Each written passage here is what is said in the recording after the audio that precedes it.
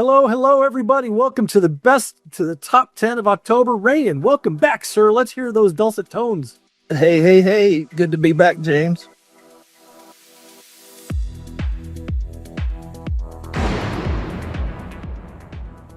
So, Rayan, you said you still have a little bit more to go as far as your vocal rehab goes, but you already sound a lot better.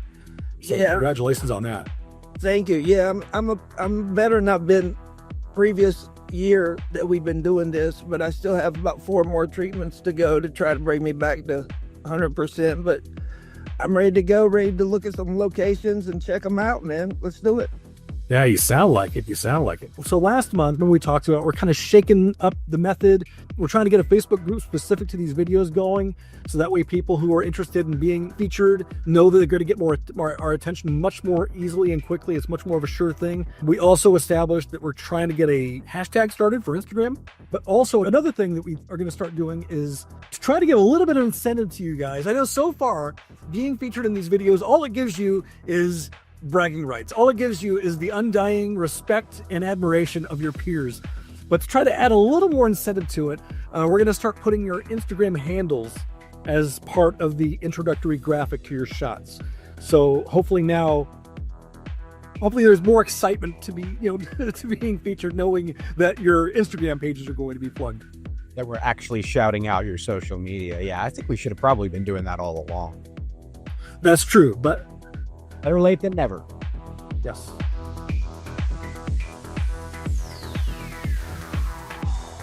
All right, so here we are, number 10, Princess Bride. David, this was your number 1 vote, so take the lead on this. Dude, anything Princess Bride's always going to be my number 1 vote, even if I know it's not going to make the top 10 or will be in 10th place. Every time I see these, I get super jelly because all of my film locations are American bound. I've never done an overseas film location. I think Justin Wilkinson was actually the first person who I ever saw do any Princess Bride stuff, and it was this location, but not particularly this shot. Well, and then, of course, later on, he and Ryan went there together. Yep.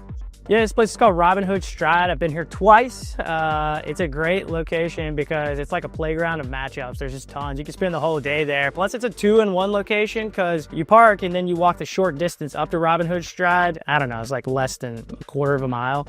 Not sure what that is in kilometers, but you go back to your car and you go in the footpath on the opposite side of the road and you're at Buttercup's farmhouse, which you can actually see from Robin Hood Stride. So great location if you're ever in the UK, or if you live in the UK and you're interested in getting into the hobby. This is a great one to do because the rocks make it very easy to get quality matchups. Just parts of this part of the UK are really, really nice as well, because there are people just walking around, and a few of them were like, "What are you doing?" You tell them about the movie and they're like, "I love that movie," and have no idea that they're standing in locations where the movies were shot. So just shows you. Number 9, this shot from Elliot Hampson. This is what it's all about, guys. I mean, I don't know about you, but in all the years I've been doing this hobby, it's always the most fun and the most rewarding, and you get the most fun memories out of it when you share it with somebody, when you share the experience with somebody. And what Elliot did with his buddies here, I've never seen this movie, and I probably never will, but I kind of just wanted to get on. I kind of want to, like all 4 of us, let's go to Vegas right now and get it. This is the first time I've seen this shot done, so it tells me that somebody in this group is a huge fan and wanted to do it. But for me, James, you know that I'm all about the fun. I'm all about the more about the fun than I am about the accuracy of the lineup and everything. So this to me I think it was in my top 5. So it's a great start, and I hope more people check out the movie because it's kind of an underrated classic to me.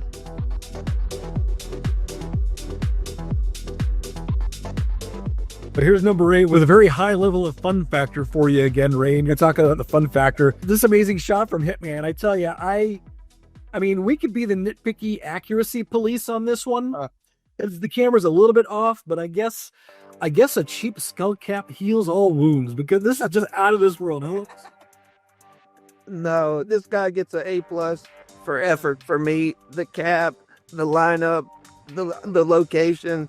It's all great. It was great. I think this was in my top 5 as well. If I wasn't going to be guilty of being such an unoriginal hack I would love to get one of these and just run around and do nothing but X-Men shots. You know, it's such a fun idea. I think this is one of those movies where obviously it spawned out of the success of the games and so on. But when I look at locations and I think if you're going to make it a bit of fun, why don't you put a swim cap on, go to Bulgaria, and stand in the location and make it exactly as it is? And I actually did a little bit of research on this, and I don't know if you've seen it, but the guy actually who took the shot actually said, and this is how it went. So I found a ticket flight to Bulgaria, one of the last countries in Europe I haven't been to. Why would I go there? Looking for an excuse, so I found one. Flies there, does a ridiculous photo shoot in his high school prom jacket with the cheapest decathlon cap on his head because he doesn't feel like shaving his head, and he doesn't even feel like shaving his beard. And I just think that's just fantastic in its own right. Yeah, that all makes it so brilliant. And I believe that's the first Bulgaria shot. You've been keeping track of the countries, right, Justin? Yeah. This adds Bulgaria to the list. It does, yeah. Yeah, that's awesome.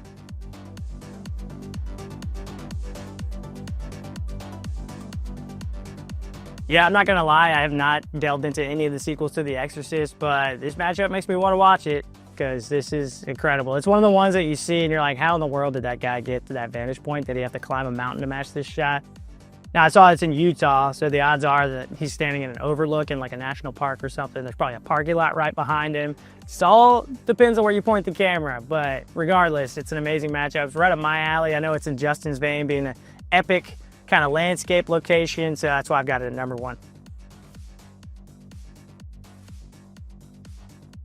Number 6 is just dripping with the fun factor. That's why you voted at number 1, isn't it, Ryan? Well, I voted at number 1 because I hardly ever, if ever, see this shot, but it's also one of my favorite movies of all time. If you looked at, if I counted how many times I saw this movie as a kid, I think I came home every day for 3 years straight and watched it in VHS. Well, no wonder you love to travel now. As far as I know, I haven't been able to get out there. That is not an easy place to get to where they took the shot, as far as I know. I had a look around at this as well, and apparently you used to be able to drive there, and you can't now. You may know more than I do, but people are saying that you'd need a 4-wheel drive to get there if you can get there by car, but most people now are just sort of parking up and walking a couple of miles to get to that destination.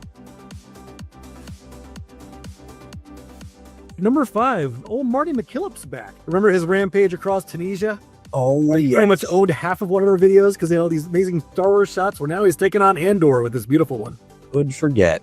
Another series that we absolutely love to review in here because it is just, it's the best in terms of blending real world location and CGI. Andor takes the lead of any other Star Wars property without question. Well, and location scouting. I mean, the fact that they have a location scout team that is able to find this kind of architecture so common all across the UK. I mean, these shots are popping up like crazy lately because there's so many good places that they filmed.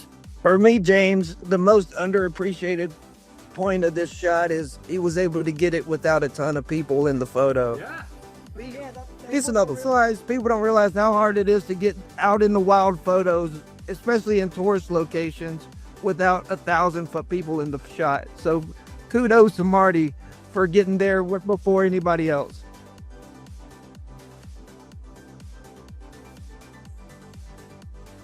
Did you guys notice the address on this one? Nope. This is actually the same exact location as Bruce Murdoch's Once Upon a Time in Hollywood shot. La Mirada Adult School. This is the same location that Bruce Murdoch did last month. Oh, the Bruce Lee fight. Where Brad Pitt kicks Bruce Lee's butt.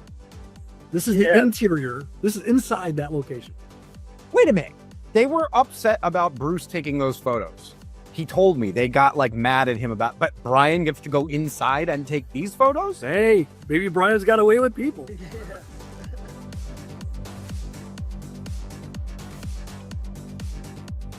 So, okay, we're on to the medalist section. The bronze medalist this month, Ricky Rojas. I'm so friggin' happy that we have Ricky Rojas featured in one of these videos. So all of us have been doing this hobby long enough to know when, like, the true explosion happened, when everyone and their mothers started going down and hunting movie locations. But there was once a time where it was just like a handful of us, and Ricky is one of the first. He's one of the old, like one of the OG All-Stars. One of the first. He's kind of slowed down in recent years, but he's been doing it a very, very long time. And I'm loving the fact that he's kind of back on the scene with this one. It's a one-time only shot that you're going to get because that school is about to be demolished. And it ties into last year, I think it was, for the very, very last prom. Some of the students reached out to Kevin Bacon to see if they could get him to attend the prom, and he did. So these shots that are being taken now, I don't know if they have moved or they're about to move, but obviously they need to move out, and then that school is going to be demolished. So this is a one-time shot that people haven't got it, they're not going to get it now. And if I may add real quick, the Footloose poster is clutch. Yeah, right there. They got the shot there. Yeah, watch, dude.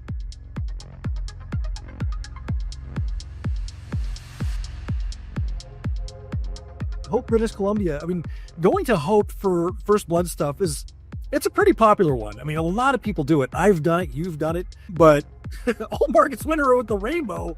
Yeah. Accordion in. Jeez. I'd love to do these locations, and I know that loads of people, including yourself, has done them, and I've seen lots now. And this is, again, I mean, we're still talking in the early 80s, 1982. That first time you saw this movie was just brilliant. Now, I've seen all those shots where people have been at the cliff edges, and they've been in the forest, and they've been to the truck, and all the difficult ones to get. And this is probably an easy one because you could just drive there, get out your car, and stand there. But how often are you going to get a shot where someone's got a rainbow in it? And then you can just tie that in, and you could just say, this is First Blood, Sly Stallone as John Rainbow.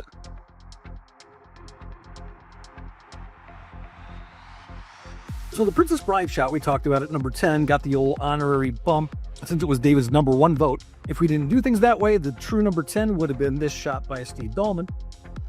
Looking a little further down the ranks in order, in the 11th spot was this shot by Gaetano Avarella.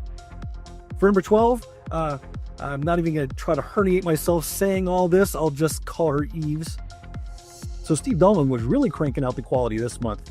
Number 13 was this great shot from About Last Night, and then he had a couple of really, really cool ones from 3 Days of the Condor, which were also close. Number 14 was Brian Koppel. Number 15 was Matthew Bostic. 16 was Jesse Hoff. 17 was Emmanuel Selmy. 18, Jean-Maria Girardi. 19, Oscar Verport. Some others we thought were really cool. This shot by John Stanford was so much dang fun. Phil Grasheyev, Gareth Molin, of course, the obligatory monthly appearance for Gareth, Charlie Martel, and Uros Seibko.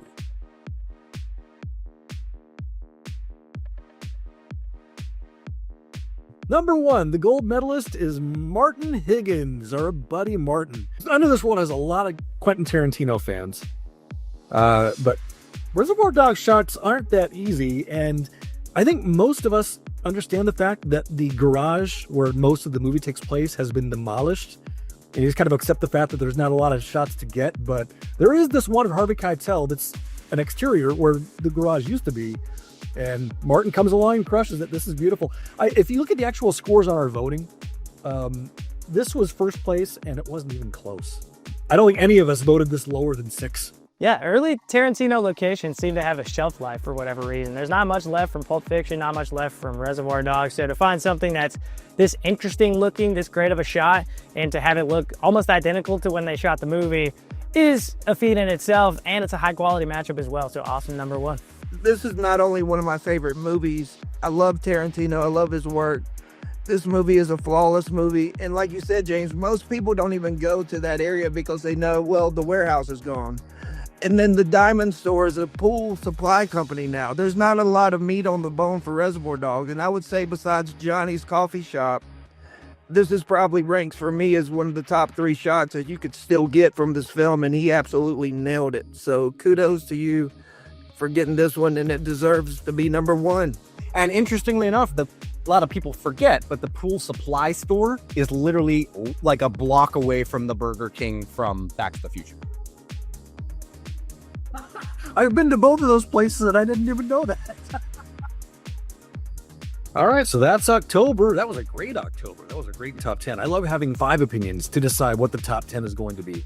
So, hey guys, if you love the idea of having one of your shots be featured as one of the top 10 of the month, don't forget to include the top 10 movie locations Facebook group as one of the places you're going to share that shot. If you haven't joined the group already, please join. And if you share location shots on Instagram, don't forget to use the hashtag top 10 movie locations. Everyone have a fun November. We'll see you in a month. Stay safe.